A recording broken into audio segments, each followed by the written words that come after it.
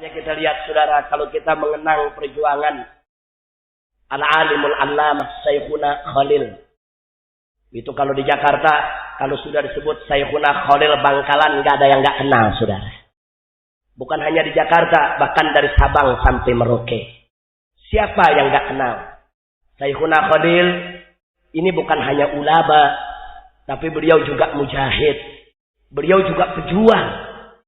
Maka itu kita lihat bagaimana keikhlasan beliau dulu di dalam mengajar dan di dalam berjuang, itu telah melahirkan ulama-ulama besar di negeri ini, saudara.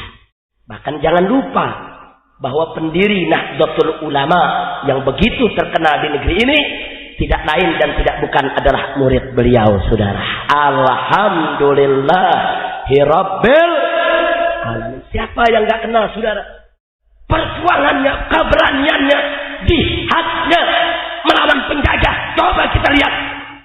Beliau orang alim, punya ilmu, mengajar, sekaligus mujahid, berjuang untuk mengorbankan apa yang beliau miliki hanya untuk mencari ridha Allah Subhanahu wa ta'ala. Alhamdulillah. Enggak sampai di situ.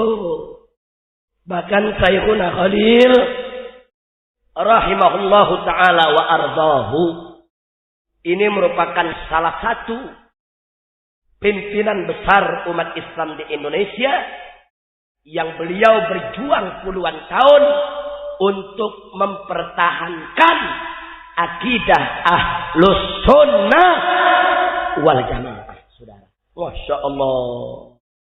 Anda perlu tahu bahwa kalau tidak ada ulama-ulama semacam Syekhuna Khalil dan ulama-ulama pendahulu lainnya, saudara, mungkin kita sudah banyak yang tersesat jalan.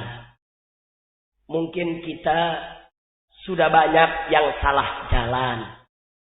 Apalagi waktu itu di zaman penjajahan Belanda, yang mana penjajah kafir ini selalu melakukan propaganda untuk merusak akidah Ahlus Sunnah wal Jamaah.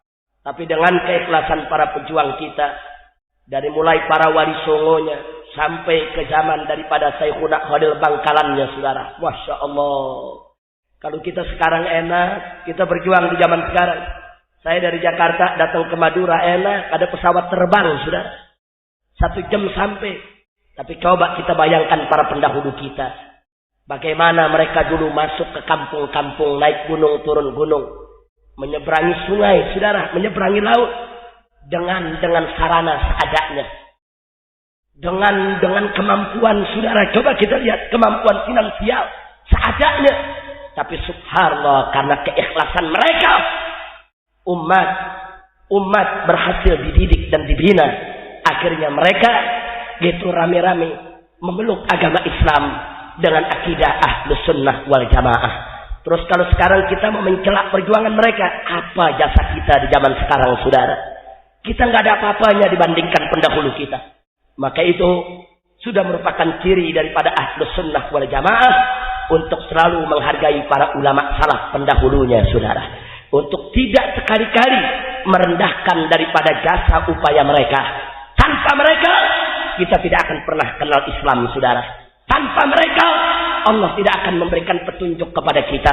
Dari mana petunjuk Allah datang kepada kita? Melalui tangan para ulama salaf kita, saudara. Alhamdulillahirabbil alamin. Baiklah.